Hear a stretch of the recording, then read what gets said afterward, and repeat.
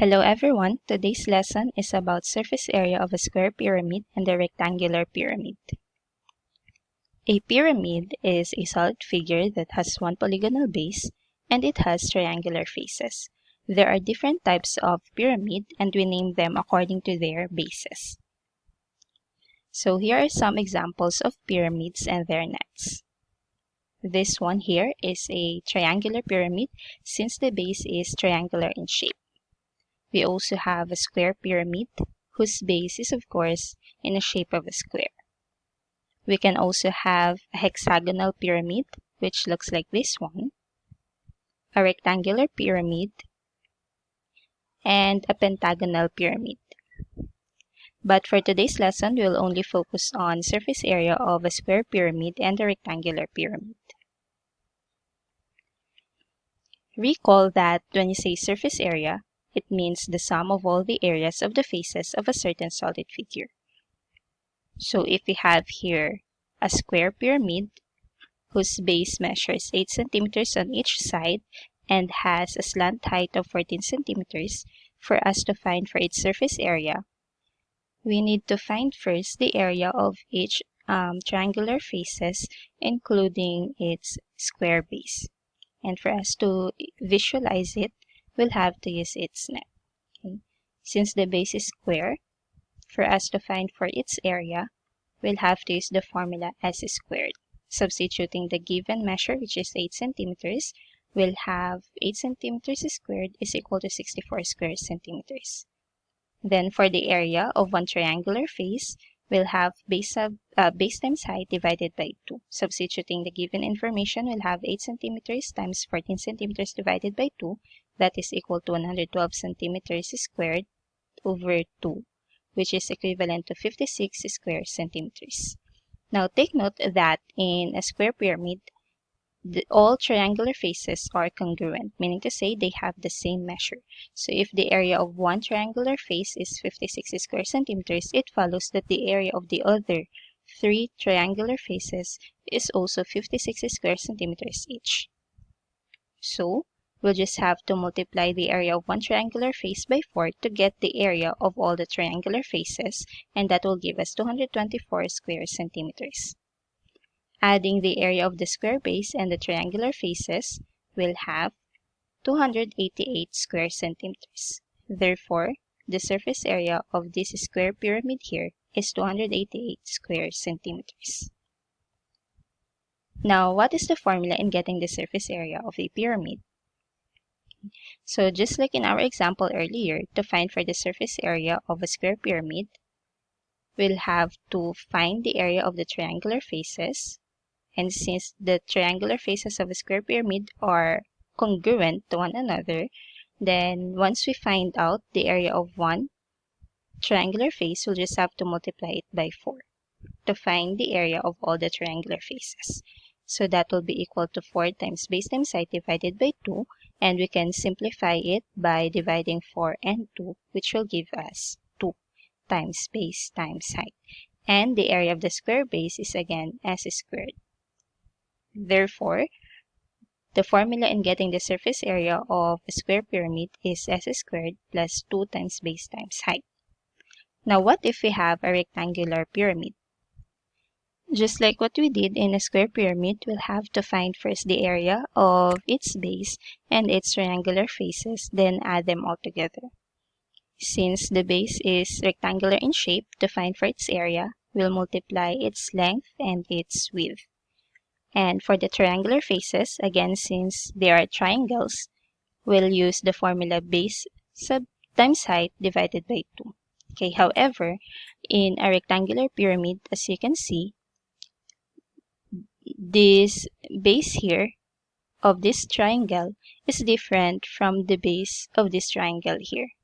Okay, so that means not all the triangular faces in a rectangular pyramid is congruent to one another.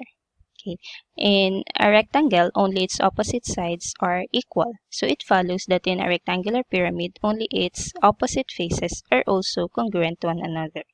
So if whatever the area of this triangular face here will also be the area of this triangular face here because these two are congruent. Then for this triangular face here, whatever the area of this triangular face here will also be the area of this triangular face here because these two are congruent. Okay, but still, since this is a triangle, to find for its area, that is still base times height divided by 2. Okay. But to distinguish between the two, since the base of this triangle is shorter than the base of this triangle here, we'll name this base as base sub 1. Okay. And we'll name this one as base sub 2. Or you can have the shorter base as base sub 2 and the longer base as base sub 1. Okay. Another thing we need to take note in a rectangular pyramid is that the height of the triangular faces are also different from one another. Okay, so the triangle with a shorter base has a longer height, and the triangle which has a longer base has a shorter height. And to distinguish again between these two heights here, we'll have to name them differently. Since this is base sub 1, then let's call this height as height sub 1. And since this is base sub 2, we'll call this height as height sub 2. Okay. Now let's find for the area of our triangular faces. Okay, so first, let's find for the area of our first pair of congruent triangular faces. So that will give us base times height divided by 2 times 2, which is equal to 2 times base times height divided by 2. We can still simplify it by dividing 2 and 2, which will give us base times height. And again, we're getting the area of this first pair of triangular faces. So we'll label them as base sub 1 times height sub 1. And for the second pair of our congruent triangular faces, again, that will just be base times height divided by 2 times 2, which is also equal to 2 times base times height over 2. Simplifying this will give us base sub height. But then again, we'll have to be more specific. So we'll label them as base sub 2 times height sub 2. And adding the area of all the triangular faces, including the base, we'll have the formula for the surface area of a rectangular pyramid as length times width plus base sub 1 times height sub 1 plus base sub 2 times height sub 2. Now let's try some examples. Let's find the surface area of this pyramid here. This is a square pyramid since we're only given one measure for the one side of the base. Okay, so it means that each side here measures 10 inches. Okay, so the formula that we will use is surface area is equal to s squared plus 2 times base times height. Substituting the given information, we'll have 10 inches squared plus 2 times 10 inches times 3 inches. Performing the operations given, we'll have 100 square inches plus 60 square inches. And that is equal to 160 square inches.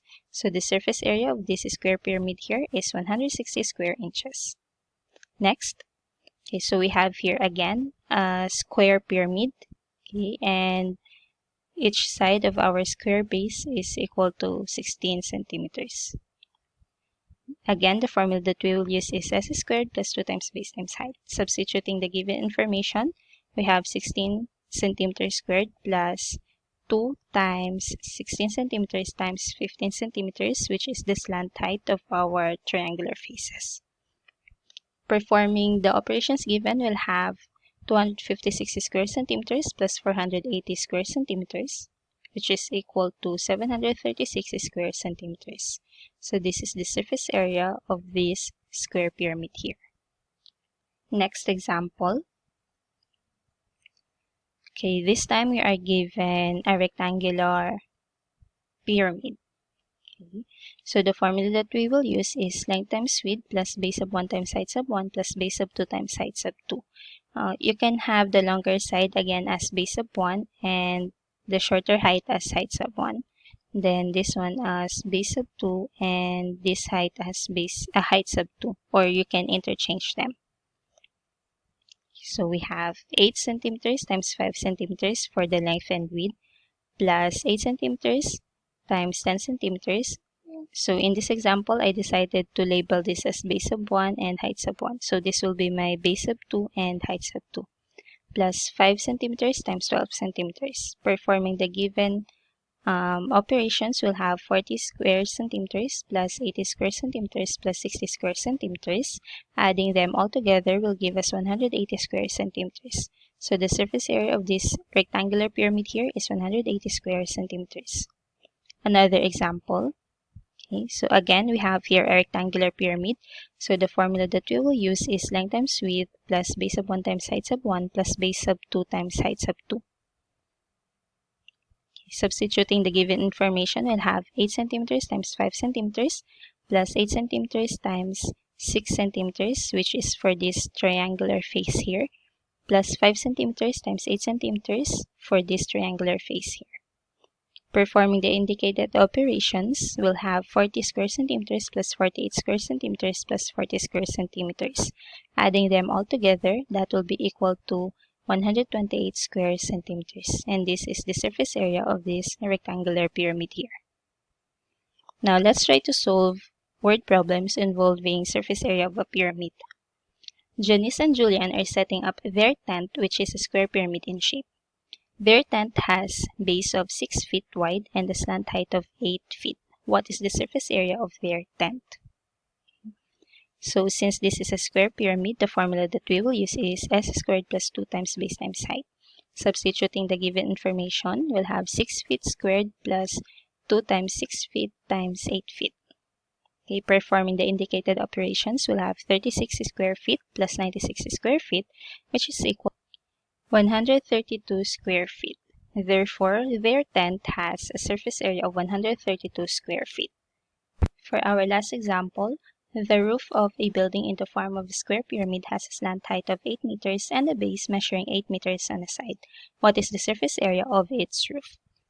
In this kind of example, we're to get only the surface area of the roof, which is visible. Okay, so that means we'll be excluding the ceiling, okay, or the base of the square pyramid shaped roof. Okay, so for our formula, we will only have 2 times base times height because again, we will not include the square base. Substituting the given information, we'll have 2 times 8 meters times 8 meters. That is equal to 2 times 64 square meters. And that will give us 128 square meters for the surface area of this roof here, excluding the base. So the total area of the roof is 128 square meters. And that's it for our lesson for today. Thank you for listening.